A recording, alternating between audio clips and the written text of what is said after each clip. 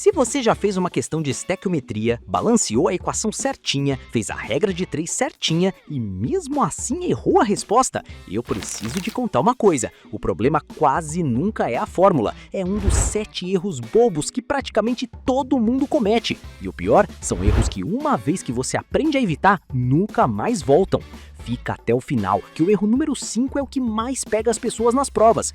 E se você ainda não viu o vídeo em que ensinamos o passo a passo, escrever a equação, balancear e montar a regra de 3, clique no card que está aparecendo na sua tela agora. Mas se você já sabe o passo a passo e mesmo assim vive errando, é porque o problema está em um desses 7 pontos. Vamos por partes. Mas antes de falarmos sobre os erros, lembre-se de deixar o like e inscrever-se. Isso é muito importante para continuarmos trazendo conteúdo toda semana aqui no canal. E se esse vídeo não tirar todas as suas dúvidas, acesse o nosso site para ter mais conteúdo sobre essa matéria. O link está na descrição. Erro número 1, e o mais clássico de todos: calcular em cima de uma equação não balanceada. Olha só, estequiometria só funciona porque ela obedece a 2 leis. A lei de Lavoisier, que diz que a massa se conserva numa reação, e a lei de Proust, que diz que a proporção entre as substâncias é sempre constante. Ou seja, os átomos não somem nem aparecem do nada.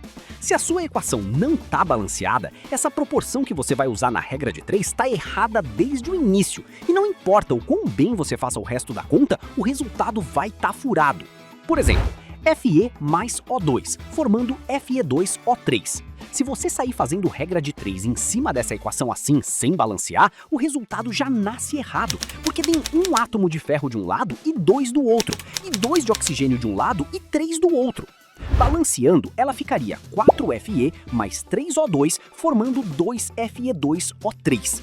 É só depois disso que os coeficientes, o 4, o 3 e o 2, representam de verdade a proporção em mols que você vai usar na conta.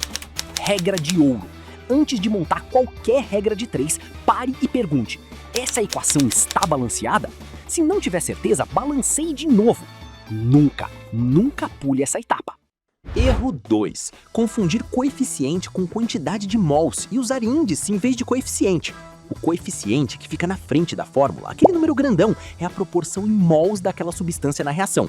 Muita gente confunde isso com o valor que o próprio exercício está dando. Ou pior, usa o índice, aquele número pequenininho dentro da fórmula, tipo o 2 do H2O, como se fosse a proporção da reação. Olha de novo o nosso exemplo.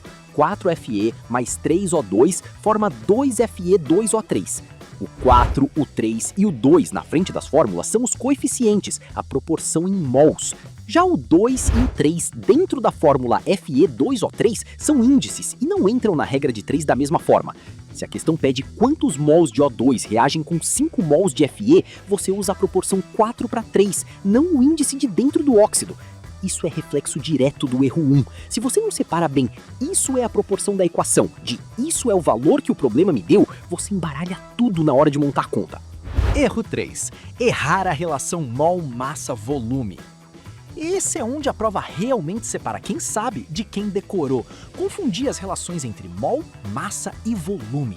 Relembrando rapidinho, 1 mol de qualquer substância tem sua massa molar em gramas. 1 mol de qualquer gás na CNTP ocupa 22,4 litros. O erro aqui é, o aluno sabe a fórmula, mas na hora do aperto, troca o que é massa com o que é volume, ou esquece que a relação de 22,4 litros só vale para gás, não vale para sólido e não vale para líquido. Veja esse exemplo.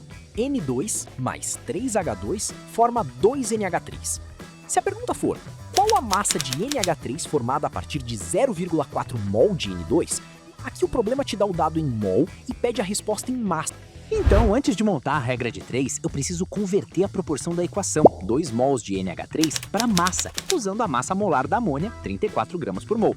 Neste caso, como a questão está trabalhando em mol para N2, não há necessidade de fazer a conversão dessa substância para massa. O erro clássico é fazer a regra de 3 direto mol com mol, ignorando que a pergunta pedia massa e a resposta sai com a unidade errada, mesmo com a conta certa. Sempre confira o que o problema te deu e em que unidade ele quer a resposta, antes de montar a proporção. Erro 4. Bagunçar a regra de 3, trocar a substância de lugar. Esse aqui é matador de nota, mesmo quando o aluno entende a química toda. Montar a regra de 3 errada. A regra é simples e nunca muda. Substância embaixo de substância. Ou seja, na coluna da esquerda você bota os dois valores da mesma substância, na da direita, os dois valores da outra. Uma dica de ouro: sempre escreva o nome da substância em cima de cada coluna. Parece bobo, mas é isso que evita 90% dos erros de regra de 3 em prova. Erro 5. Esquecer o reagente limitante e o reagente em excesso. Esse é o que mais derruba a gente que estuda de verdade, porque a maioria dos materiais básicos não dá o devido peso a ele. Ignorar que pode existir um reagente em excesso. Quando o exercício te dá a quantidade dos dois reagentes, ele está testando se você sabe descobrir qual dos dois vai acabar primeiro. Este é o reagente limitante e é ele que define quanto produto vai se formar. O outro fica em excesso, ou seja, sobra. O erro clássico é o aluno calcular tudo em cima do reagente errado, ou simplesmente nem perceber que precisava comparar os dois. Sempre que a questão te der duas quantidades de reagentes diferentes, isso é um sinal claro. Provavelmente é questão de reagente limitante. Erro 6. Erro de unidade. Misturar grama, mol, litro, quilograma. É simples, mas derruba muita gente por descuido. Misturar unidade sem converter. Fazer conta com grama numa coluna e quilograma na outra, litro numa e mililitro na outra. Converta tudo para a mesma unidade antes de montar a regra de 3. É chato, mas evita um erro bobo que custa a questão inteira. Erro 7. Não verificar se a resposta faz sentido. E o último erro, o que quase ninguém fala: entregar a resposta sem checar se ela faz sentido. Se o exercício pedir uma quantidade pequena de reagente e sua resposta deu um número gigantesco ou negativo ou com 15 casas decimais, pare e revise. Estaquiometria trabalha com proporções, então o bom senso do resultado é uma ferramenta de revisão gratuita que a maioria dos alunos simplesmente não usa. Resumindo, 7 pontos para você nunca mais esquecer. Sempre balanceie a equação antes de qualquer conta. Não confunda coeficiente com o valor do problema. Saiba diferenciar a relação de massa e de volume.